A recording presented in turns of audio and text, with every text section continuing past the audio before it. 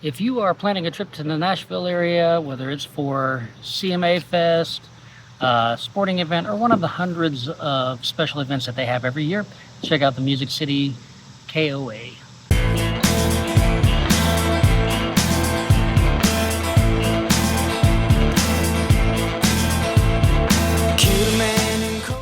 Hey folks, welcome to the Down the Road Travel Channel. My name is Will Van Winkle. We had no plans, no trips planned, nothing going on, and we just wanted to get away for a night. And I received an email from KOA in general saying it was double the rewards points. So I figured, hey, we wanted to check this place out anyway. So we decided to spend a night over at the Nashville KOA Resort on Music Valley Drive, obviously in Nashville. Since it was just one night and last minute, I decided just to book a water and electric site. Nothing fancy. Just wanted to check the place out. Having full tanks from another trip to Ohio where when I went to go empty my tanks out, there was a line. I didn't want to wait in line. I would be blocking the road to get out, so I just figured I'd do it at a later date. I figured I'd just do this here on my way in. I mentioned this to the woman who's helping me check in. I think she was a work camper because the guy next to her said I'd have to pay $25. Now this lady seemed confused as I was, and mentioned that I was staying there. This guy also told her, or still told her it's still $25. And since I was going to dump on my way in and dump my tanks on the way out, that would have been $50. And that was the difference between a water and electric site only and a full hookup site. So I just said upgrade it, and that's what we did. Now, having stayed at KOAs as far back as, say, 2003, when I was part of a program called Campertainment, which was basically touring artists would get a free night in exchange for playing on an off night, say, like a Tuesday or a Wednesday. The program no longer exists, but that's when I was introduced to KOAs. So I've stayed in KOAs from Texas to Colorado to Kansas, Missouri, Ohio. You see, this has been pretty much a huge part of the United States that I've stayed at KOAs. No KOA in America does that. So I was confused, and again, explaining to the clerk, the younger clerk, that wasn't true. He kept insisting it was. I figured that might be their policy, which is against KOA norms, so I figured I'd just call up KOA and see what was going on later on. Well, about an hour after I checked in, I got a call from management who refunded the difference between the water and electric only and the full hookup site, and told me just to stay where I was because the clerk was mistaken in his insistence that I'd have to pay extra to dump my tanks as a KOA guest. And then the next day, the GM came by our site to apologize, which this made me extremely happy because in 2026, we're planning on selling the house and moving into the RV full time, and the location of that particular KOA would be perfect for us between things to do in the area, proximity to my wife's work, proximity to where I work. It just seemed like it would be a great location, but if I was going to have to, if they were nickel and diming guests, I wasn't going to stay there. Well, that's not the case. The guy was mistaken. And again, we plan on staying put after we sell the house for about a year, just to save a little bit extra money and make sure the kids are set and ready to live their lives as adults. So before I go any further with this review, I want to thank the management for their prompt attention to the matter, their handling of the situation. This showed me that they really do care about what the guests think of their location, as well as their guests in general. They couldn't have handled the situation any better than they did, and I really do appreciate them taking care of that for me. Now, on to the review. First thing I want to point out, this place is huge. In fact, it used to be two different RV sites, or RV parks. At one point, the other half of it was a Jellystone, and then that was sold and turned into, I want to say, Nashville RV Resort. And then the KOA has purchased that section or merged with that section, and they are now one. So which means you're coming in, first thing you're going to pass is the exit. That was the old park. The KOA had been there since I've been in Nashville, but the old park is now the exit to the KOA. It's exit only. So first you're going to pass the exit, and then you're going to pass a dispensary. Don't worry, marijuana is not legal in Tennessee. If you are dead set against marijuana use, it's not legal. They're not selling that there. They're selling like CBD oil, which is natural anti-inflammatory, and for some reason Nashville's trying to make that illegal again. I don't know why, but I'm not going to get into the political side of things. The next thing you're going to pass is Camping World's used RV lot. Then you're going to pass Camping World proper. Then you're going to pass a restaurant called Cock of the Walk. Then you are finally at the entrance to the KOA. So you'll see how large this place is. The entrance is very well thought out, actually. There are several parking spots for RVs checking in.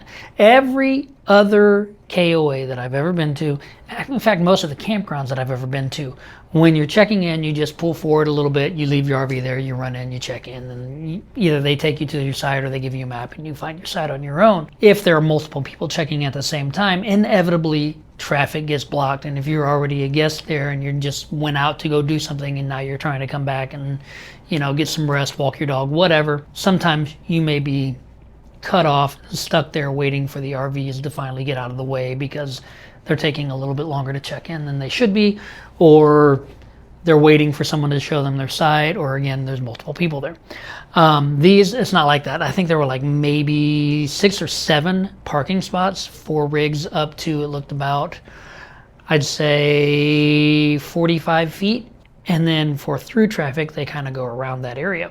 There's also propane for sale over there, and that's where one of the dump sites is, and that's also where the exit is, or one of the exits are. Given the size, you would think this place would be very loud, full of rowdy campers, but that's not the case here.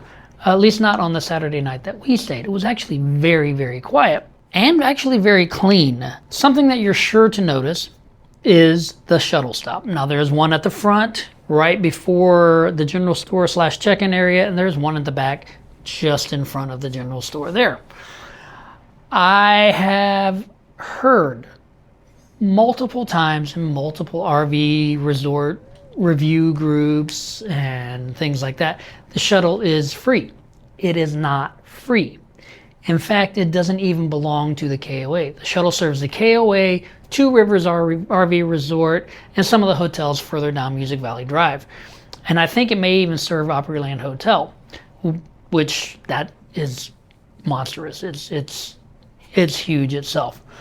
At the time of the video, the shuttle is $15 per person for a round trip, and it stops running at 12:30 a.m. So you're not going to close the bar down, but you can get out there, you can catch a concert, you can, you know, go to a sporting event and things like that. But if you're wanting to close the bar down, you're probably going to need to take an Uber back if you do that, if you go that route.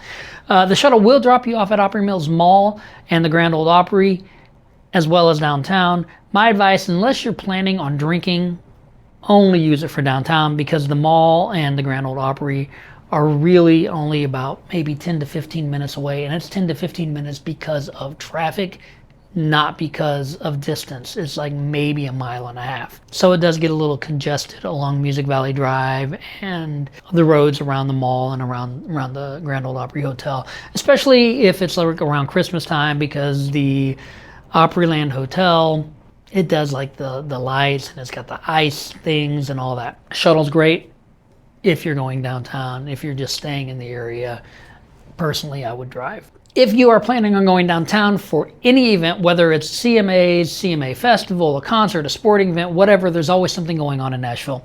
It's much easier and cheaper than driving yourself and parking. They close off some roads around, they close off Broadway. Other roads are one way, other roads are under construction. It's a nightmare driving in downtown Nashville when there's an event. And again, there's almost always an event in downtown Nashville. In fact, you know, even if you're not a camper, if you're not staying in a tent, if you're not staying in an RV, they have a lot of cabins.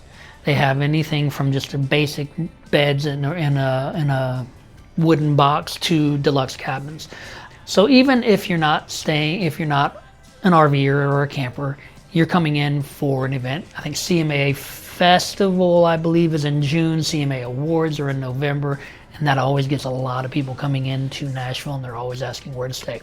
This would be a place to stay. parking during those things will cost you anywhere from $25 a night to a vital organ per hour. I mean, it can get expensive and they will gouge you on those parking lots. Nashville is not good on parking. The front store is clean, modern, very well thought out.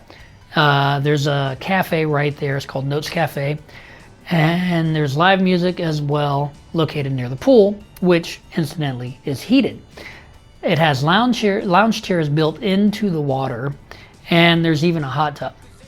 There's a giant chess and checkers area. There's cornhole, which is a beanbag toss game. If you don't know it by cornhole, I never knew it by that until I moved to Nashville. Ping pong tables, hammocks.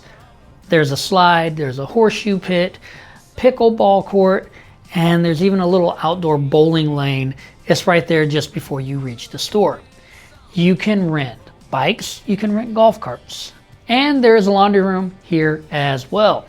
$2 per machine at the time of this video, which is a steal because I've seen some campgrounds charging up to $7 for a machine.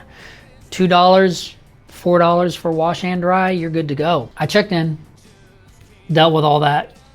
Again, it was wrong information, just a misunderstanding. We were then led to our site. I hooked up when we went off to the mall to grab something from one of the mini restaurants there. I mean, like, you can find P.F. Chang's Cheesecake Factory, Chewy's, Mission Barbecue over there. There's Rainforest Cafe in the mall. I mean, going towards the mall, you'll pass like a Cracker Barrel, a Logan's. There's all kinds of things to eat over there. And a lot of those places over there have live music, and sometimes the mall even has live music. Earlier, I mentioned Notes Cafe. It has a breakfast menu. We saw several people eating there. It smelled good, but we didn't eat there. There's also a lunch and dinner menu, and again, we didn't eat there.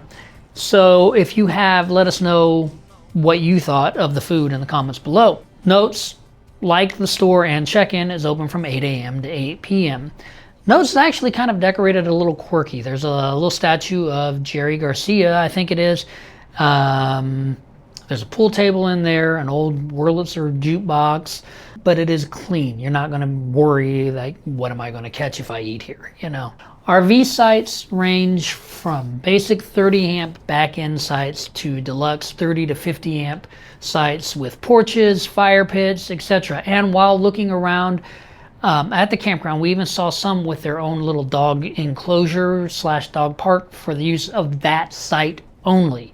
So don't worry though, if you don't want to splurge that much, there's also the standard Camp K9 little dog park area. And in fact, I think I saw at least 2 of those, one in the KOA park and one of the former Nashville RV Resort park. So there's a couple of different spots for your dogs. Tent sites with electric, as well as group tent sites, are available. Cabins ranging from your basic camping cabins to deluxe cabins.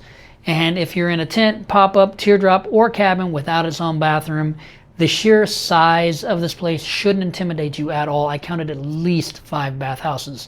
From what I could see, the showers seem to be independent rather than stalls in a larger room for added privacy. And that's at least those up near the front of the park. I didn't walk the entire park. We did drive around and I got some video there, but I didn't walk the entire park because, like I said, this place is huge. Need to dump your tanks. Don't want to wait in line? There are 2 dump sites in there. There's the one up at the front on the exit side of things, and then there's the one in the back near the rear general store. And in the back, there's also a mini golf area. Since doing my review of the KOA in Forsyth, Georgia, this is now the 3rd location that I have seen with a mini golf area. Not a full 18-hole mini golf course, you know, with the big windmill at the end, but, you know, it gives you something to do. Need to get parts for your rig? Well, Camping World is right there. If you are in the need of some kind of parts for service, there is Camping World right there. I know Camping World is not anybody's favorite, but it's a good place to find stuff. You can just walk right over to Camping World if you needed to. I mean, you could take the shuttle, but I don't see the point in it because, you know, why? It's right there. This place even has a small train that they use for these little train rides, a gym, a public computer if needed, private meeting room, storage for campers if you're planning on being out of town for a long time and you need a place to put it, planned activities, and a community fire pit so you can get to know your neighbors if you'd like to. So because of everything offered, the prompt attention to issues from management, and the location, we'll go ahead and look into those monthly rates for next year. And I can recommend this place whether you're camping for a night, a weekend, or longer, or just wanting to save a little bit of money on your Nashville adventure and rent a cabin. It's a great place to do so. If you've stayed here, let me know your experience in the comments below. Be sure to check the video description for items that might make your trip a little bit easier. And of course, remember to like, comment, subscribe, and share the video. Thank you for watching, and I'll see you down the road. Let's hit the road.